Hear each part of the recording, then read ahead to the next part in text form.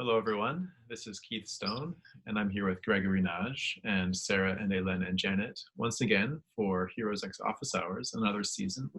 This is version 12 of HeroesX, and we're here to talk about the discussion questions, this time for hours 1 and 2. We'll get to 3 and 4, and perhaps 4 and 5 next time. But there's a lot of discussion for hours 1 and 2, so we would like to begin there and limit ourselves. The hour 1 discussion question is, in scroll 1 of the Homeric Iliad, at the very beginning of the narration, the master narrator invokes a goddess who is a muse. In the ancient world, this muse was generally understood to be Calliope. This Calliope, myth has it, was mother of Orpheus, a singer who was thought to predate Homer. Why do you think that the master narrator of the Iliad invokes this one muse in scroll 1? And not the many muses who are invoked later in scroll 2? In shaping your answer to this question, consider the heroic world that is narrated by Homer, who is generally understood to be the master narrator of the Iliad. Not easy. But people have opinions. Yes, they do, but some participants talk a lot about the Catalogue of Ships in scroll 2, answering that question. And they seem to convey the idea that not just one muse, the one who could be Calliope indeed, but all the muses were needed to talk in relay. All of them talking in relay. That's beautiful. And wow, that's a very original thought. Wow. I could immediately tie that to the model built by Douglas Frame about the way the Iliad and the Odyssey were performed in Asia Minor in the specific context of a confederation of 12 city-states, the so-called Ionian Dodecapolis, where the actual plot of the Iliad and the plot of the Odyssey were managed by way of relay from one rhapsode to another. And of course, each rhapsode would be invoking, if I understand our respondent's query, by a separate muse. Very clever. So to be clear, that's not a suggestion that Doug Frame makes, but yeah, this is our respondent. Yes, I'm just extrapolating from what Frame says, which is that there's a principle of relay in going through the entire plot of the Iliad, the entire plot of the Odyssey, and I can imagine that in different relay sequences, there could be an invocation of one muse with the expectation that there'll be other muses involved as the relay continues. But Keith is right. I'm not tying it directly to Doug Frame's model, which requires certain numbers like 12, like 6 times 4 is 24. Numbers like that. Those are the two big combinations, which would be pertinent only to the 12 states in the confederation of the Ionian and Dodecapolis, whereas what our respondent is talking about is maybe an older system where you start with the first muse in a relay system, and then you go to the next and the next and the next, not necessarily 9. Mm-hmm. And could the muse be a local muse then? I would hope so, because this is an inside joke that we should share with all participants, which is, I think, of Janet and Ellen and Sarah as the 3 muses. And I like the number 3 because in Hesiotic poetry, it seems that there was an earlier phase of that poetry where there were only 3 muses. And their names were, now I can't stop, Mneme, Melete, and Awode. That is to say, memory, practice, and execution of song. And are 3 and 9 the only numbers of muses we encounter? As far as we know, So but my instincts tell me that there were many other variants. We just happen to know about a set of 3, a set of 9. For the Catalogue of Ships, one of the participants mentioned that you have more muses present because their voices are blended and there's some kind of inclusiveness. And I was wondering if Pan-Hellenic spirit of the epic comes into picture here. Wow, I like that formula too. And of course, whenever we say Pan-Hellenic, it sounds absolute, but it's relative. It's a contradiction in terms, but it's simply a tendency that this tradition gets wider and wider and wider in diffusion. And the claim always is, well, we're reaching all Hellenes, but I'm not necessarily believing that all Hellenes are reached. So I'm perfectly happy to say more Pan-Hellenic, less Pan-Hellenic, even though it's a contradiction when you think of what Pan means, which is all. It's a very good point.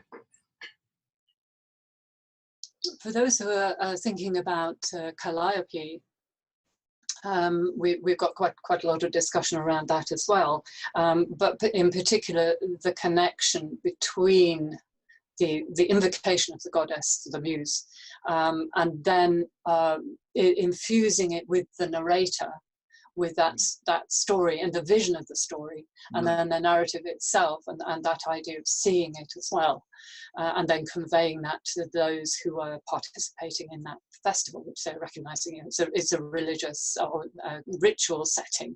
It's not just telling a story. So they're really connecting with those ideas and exploring them together. I love it. So I guess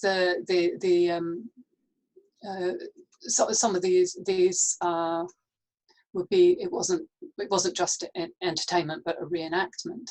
Yes. And Yes. to what extent you were talking about Calliope also as the mother of Orpheus, and is Orpheus, as it were, an earlier version of the rhapsode, or another version of a muse, or and how do those myths interplay into the performance of epic?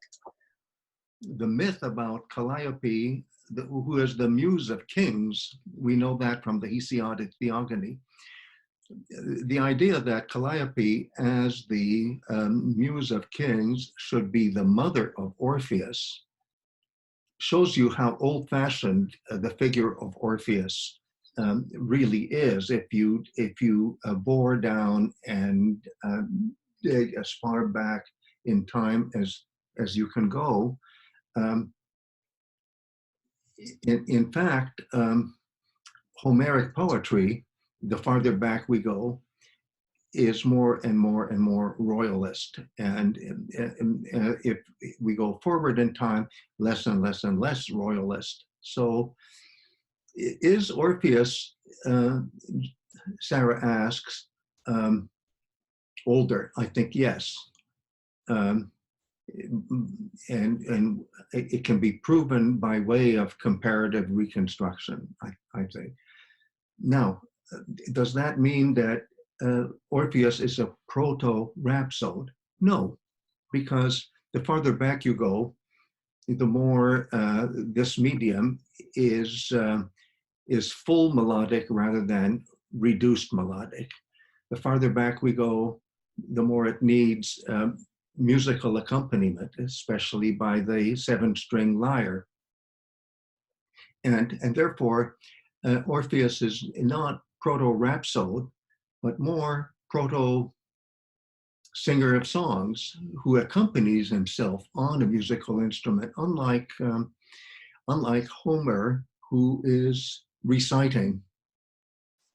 Orpheus is singing and self-accompanying. That said, they both are dependent on muses. It's just that Homer's muses are, shall we say, more specialized than Orpheus's mother muse, who is more of a generalist. There's another question is, how early, or do we know how early or when invocations to a muse would have been incorporated then into the performance of the stories, whether through song or through epic? At what point would those invocations start to come in? Lovely question. And there I would say the factor of inspiration is always there.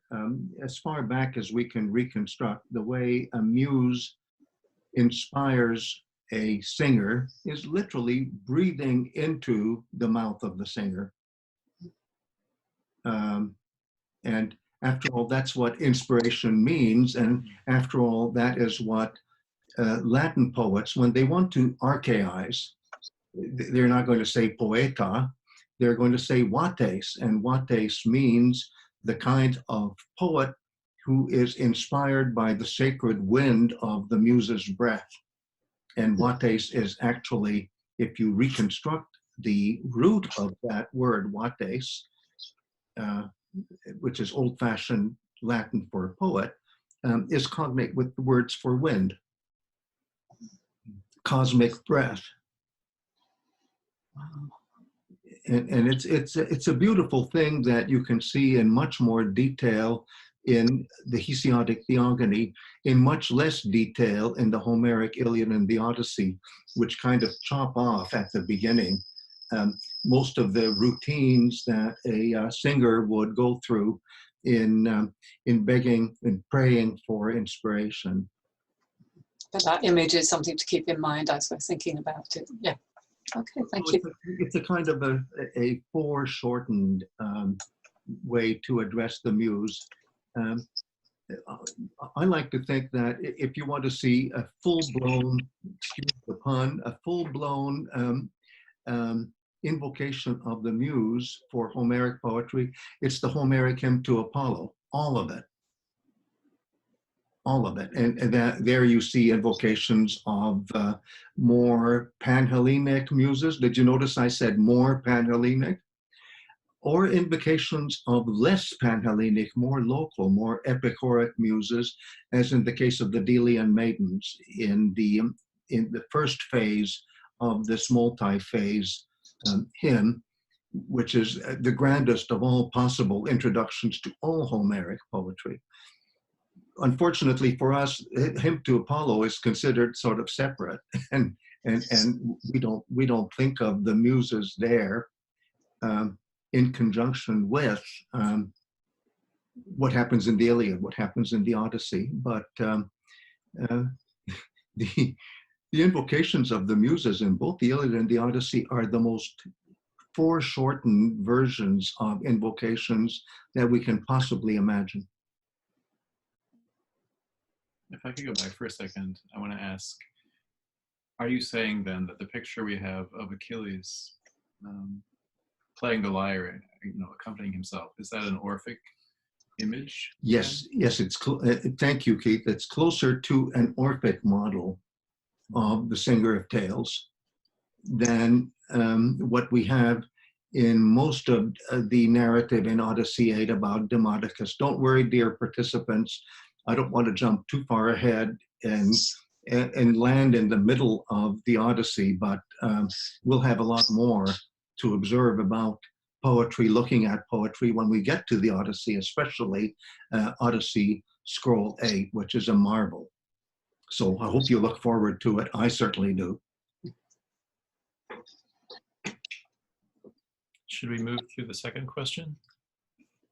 But these are lovely responses from our participants.